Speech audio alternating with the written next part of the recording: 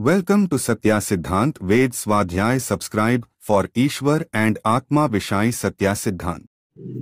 तो नमस्कार, प्रारंभ करते हैं। तो इष्ट सिद्धि कैसी? किसी व्यक्ति के सानिध्य में रहते हुए इष्ट सिद्धि अर्थात कामना करना, इच्छा करते हुए व्यक्ति को हर सानिध्य में रहते हुए तो आप प्रयास करते तो आपको एक प्रभाव मिलता है। हर क्षण उसमें रहते हुए आपको एक प्रभाव मिलता है, पड़ता है, उस पर आप पे प्रभाव पड़ता है। उसके सानिध्य में रहते हुए आप वह अपनी योजना, अपनी कामना करते अपने अनुसार चलते रहे तो आप पर एक प्रभाव पड़ता है उन्नति का। अगर वह विद्वान हुआ तो इष्ट सिद्धि कामना ही कर्म है। कर्म कामना प्राप्त करने के लिए, सफल होने के लिए विद्वानों का संग, इष्ट सिद्धि उत्तम चाहते हो तो विद्वानों का संग हो, वही प्राप्त व्यक्ति कर सकता है। क्योंकि विद्वान को वह अपना भक्तजन अपना सम्मान करके उनको ग्रहण करेगा, ग्रहण भक्ति करेगा, अपने गुण से समझ करके अनुभव करता हुआ, उसकी आत्मा चाहता हुआ, अपनी आत्मा में वह समाता हुआ वह सफलता प्राप्त करेगा। उसको चाहेगा नहीं, उसकी भक्ति करेगा तो सब उसके सब काम कार्य पूर्ण होंगे। ऐसे व्यक्ति के उसमें हम छह जाने लगते हैं। इसमें कितनी इसमें श्रेष्ठता की है, इसमें इसने ये अभी तक रुकी, ये किस मंशा से इस व्यक्ति ने, विद्वान ने किया है, ये लोगों से अज्ञात रहा है, मुझको उसको प्राप्त करना है, मुझको उसको प्रदर्शित करना है, इससे मेरी इच्छा पूर्ण होगी, यह ध्यान रखता है व्यक्ति।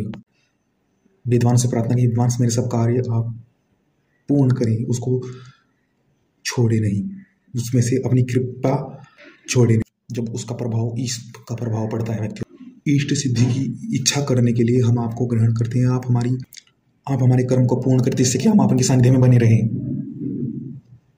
इच्छा शक्ति को हमारी क्षीण न होने दें, इष्ट सिद्धि को ईश्वर के सानिध्य में, क्योंकि सबसे बड़ा विद्वान ईश्वर है, परमेश्वर, और इस विद्वान के सहायता से ही व्यक्ति इस सिद्धि को प्राप्त कर सकता है, इष्ट सिद्धि, अन्यथा नहीं, इष्ट सिद्धि।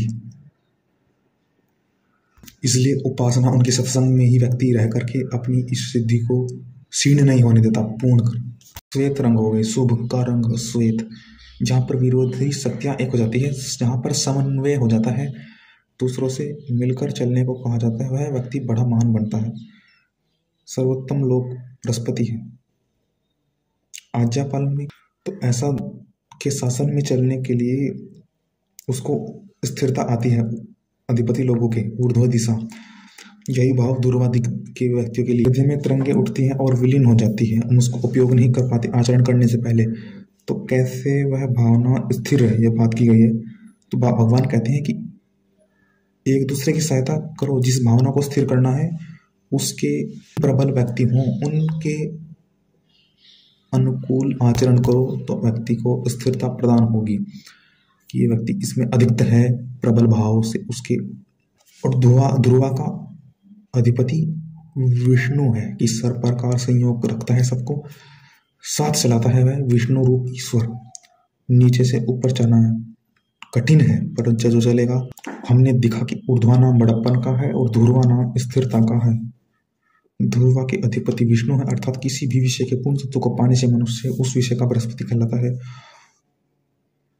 उस विषय में सफलता पाने की कामना करने वाले यदि उस शासन में चले, परस्पर के भेदभाव को भुला दे, संगठन में काम करे तो वह बृहस्पति हो जाता है। तो संगठन विष्णु कहा गया कि संगठन यज्ञो में विष्णु यज्ञ, अर्थात संगठन में चलने वाला विष्णु कहलाता है।